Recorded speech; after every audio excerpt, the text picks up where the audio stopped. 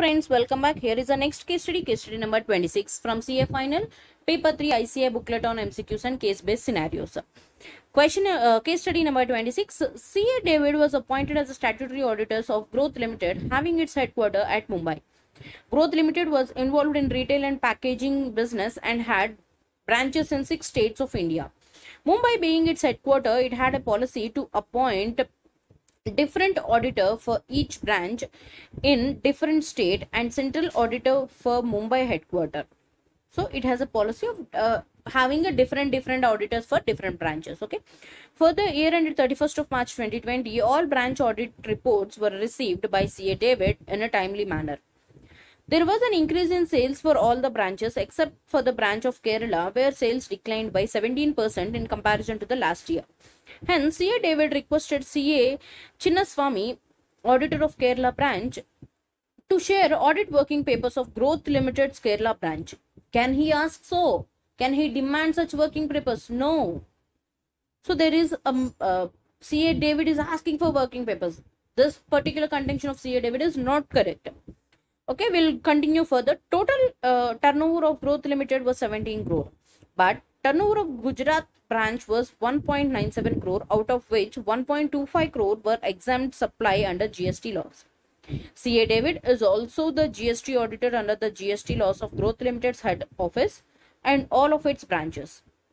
CA David was confused as to whether GST audit will be applicable to Gujarat branch as the turnover is less than 5 crores.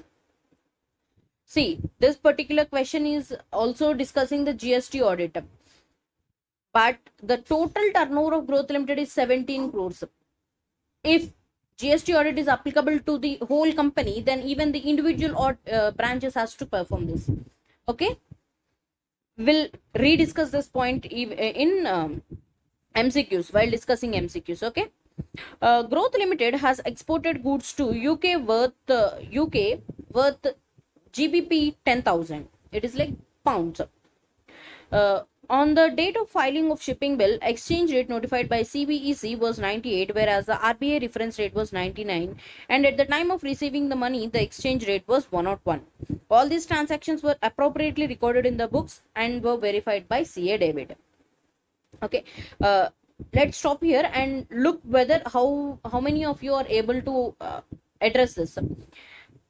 At what rate you will be recording in GST returns this exchange rate, this particular 10,000 pounds which was sold, at what rate you will be recording in GST returns and at what rate you will be recording in books. So this is the particular point that I was asking you. Please go through the question again and again and identify this particular point. We'll discuss this along with your case study, MCQs. Okay, the exchange total sale value is 10,000 pounds. CBEC rate is 98 rupees. RBI reference rate is 99. And a money received, at the time of money received, the exchange rate was 101 rupees. Okay, hope you are clear till here. We'll continue further. During the year, Growth Limited used its securities premium of 7 crores for writing off unabsorbed depreciation of 2.5 crores and issue of bonus shares of 4.5 crores. All the provisions of section 63 of the Companies Act 2013 for issue of bonus share and applicable laws in respect of issue of bonus shares was complied by the Growth Limited.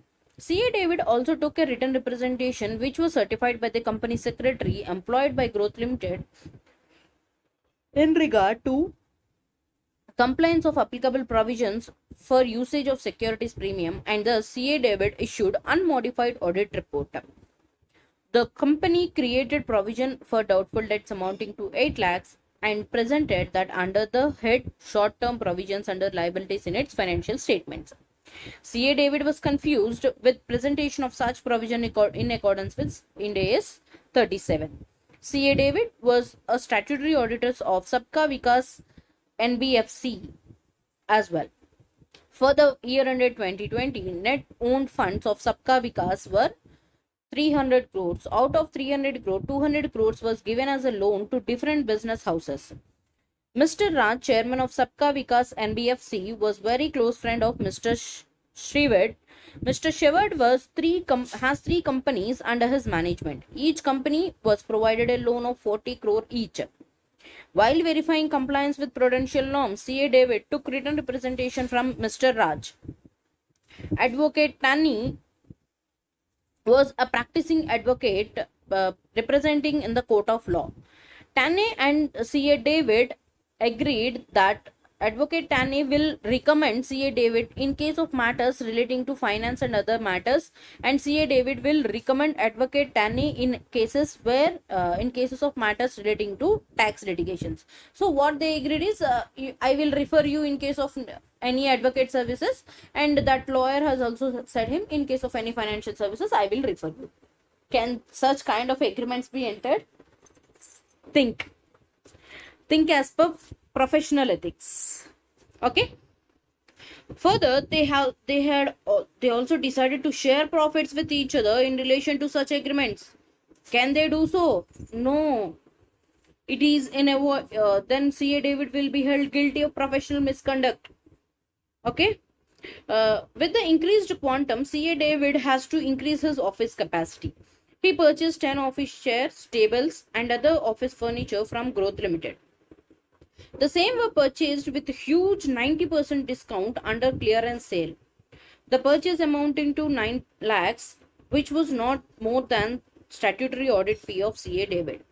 CFO of Growth Limited contended that as a result of this purchase, there exists a business relation between Growth Limited and CA David. Hence, CA David will be disqualified under Section 141 of the Companies Act. Based on the above facts, answer the following questions. So, hope you have identified many issues here.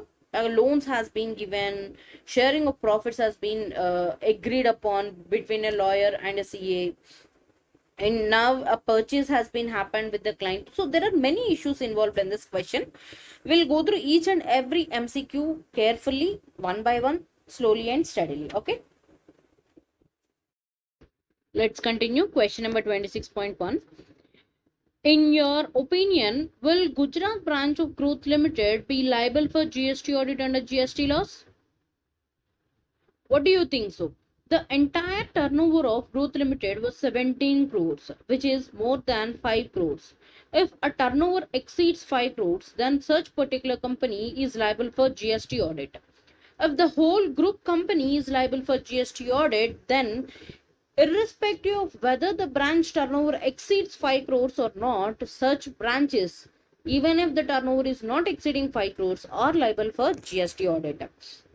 Therefore, whether Gujarat branch is liable for GST audit? Yes, it is liable for GST audit. So, option C.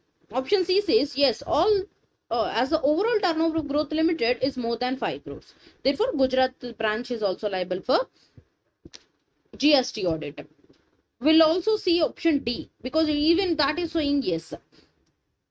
Yes, Gujarat branch will be liable only if the same GST registration number as the GST registration of Mumbai branch. Otherwise, it will not be held liable for GST audit. What do you think so? Is that the correct option? No, because entire group company will have the same GST registration.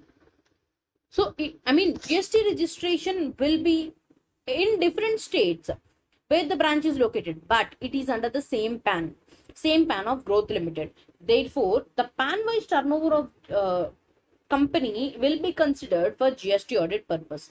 Therefore, option C is the correct option. Option A and option B says no, it is not liable, which is not correct. Therefore, we are not discussing it.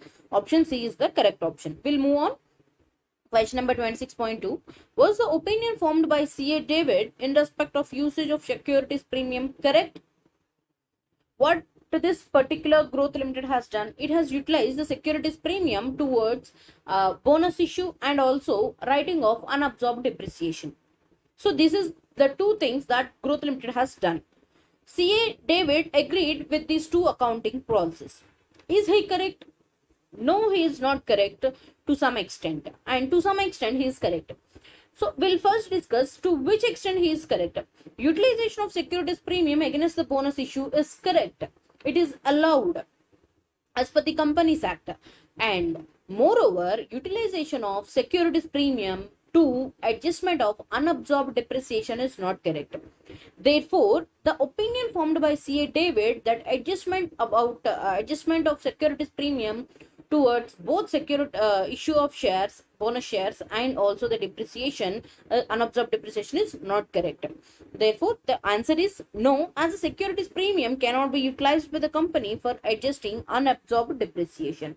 Option A is the correct option. Option C, option D, and option C, sorry, option C, option D are saying yes, he is correct, but it is not correct. We know that securities premium cannot be adjusted against the unabsorbed depreciation. Option B is also saying no, but it is saying cannot be utilized for issue of bonus shares, which is not correct. Therefore, the final answer for this question is option A. This is a simple logic question. Even if you don't know what is going on, if you have gone through your IPCC also, if you remember this particular point, this is a general point which can be remembered. So, you can easily answer this question. We'll move on. Question number 26.3. In case of Growth Limited, what will be the amount of adjustment to be made in turnover due to foreign exchange fluctuations and reconciliation in Form GSTR 9C prescribed under terms of Rule 80 Sub Rule 3 of CGST Rules 2017. So for this, I have asked you a question: at what value you will record in GST returns and at what value you will be recording in books of accounts. This is what the question that I have asked you. Let's go through the question where that point has been given. Yes, here it is. CA David was confused as to whether the GST audit and so and so. Growth Limited has exported goods to UK worth £10,000. On the date of filing of shipping bill, the exchange rate notified by CBEC was 98. RBI was 99, and at the time of receiving the money it was 101. So what have you decided? While filing GST returns, you need to report GST monthly returns. What will you report? At what rate you will be recording this particular sale? You will record at CBEC notified rate in your monthly GST returns. Therefore, in your monthly GST returns, you will be considering 98 rupees per pound. And whereas while recording such a transaction in your financial books of accounts, you will consider the RBI reference rate, which is 99 rupees. Okay. For this, see, you will be recording in GST monthly returns at 98,000 rupees, which is 10,000 pounds into 98. And you will be recording the same transaction in your books of accounts at RBI reference rate, which is 99 multiplied by 10,000 pounds, which is coming to 99,000. So, in order to match GST turnover with the books of accounts, adjustment with regard to forex has to be made, which is 99,000 minus 98,000 of 10,000 rupees adjustment has to be made under Rule 83. Rule 80 Sub Rule 3 of GST rules. Therefore, the answer to this question is straightforward option B, which is 10,000 rupees. Okay. We'll move on. Question number 26.4. In your opinion, was the presentation of provision for doubtful debts correct in accordance with Ind AS 37? What Growth Limited has done? It has created provision for doubtful debts of amounting to 8 lakhs.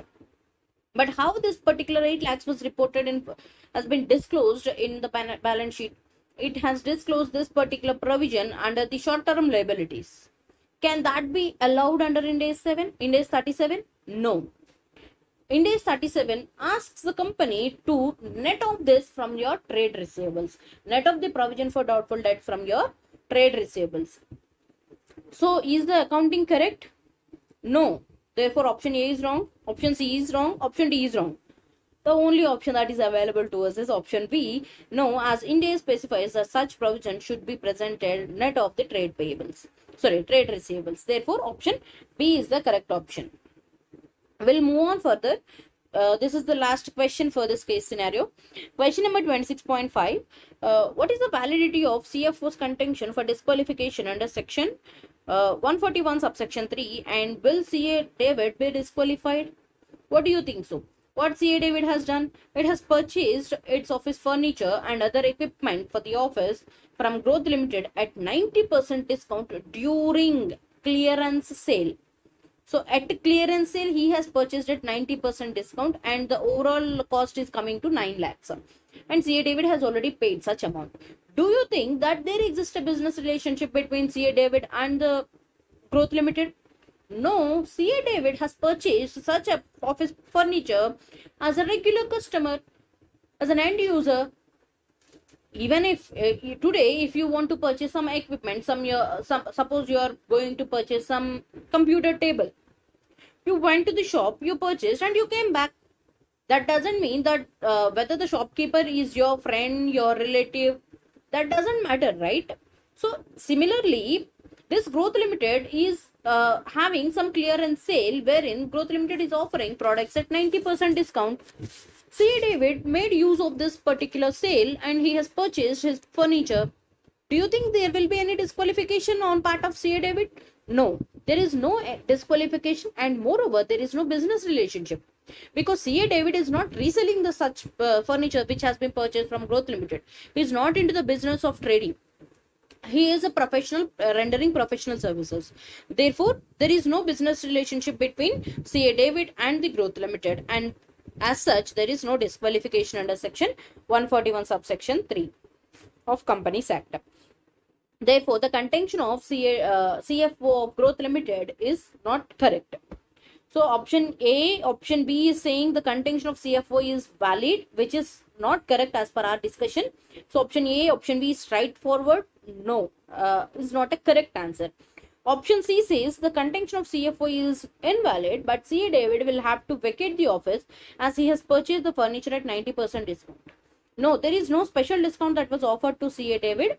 Because that is a clearance sale, the company is offering products at 90% discount. The company has not offered CA David a special 90% discount. It is a clearance sale that has been given. Therefore, option C is also wrong. The only option that is left to us is option D. The contention of CFO is invalid and CA David will not have to vacate the office as no business relation exists between CA David and Growth Limited. Therefore, option D is the correct option. Hope you are clear with our discussion. With this, we have completed 26 case studies. If you have any doubt, please do comment with page number and the question number so that it will be easy for me to identify and address your queries. These videos are already recorded. Therefore, no more doubt discussions will be done even in the next 4 case studies.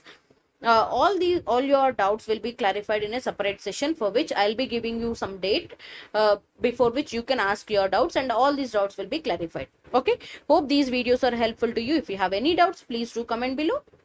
Do share with your friends. Do like, share and subscribe. Thanks for watching.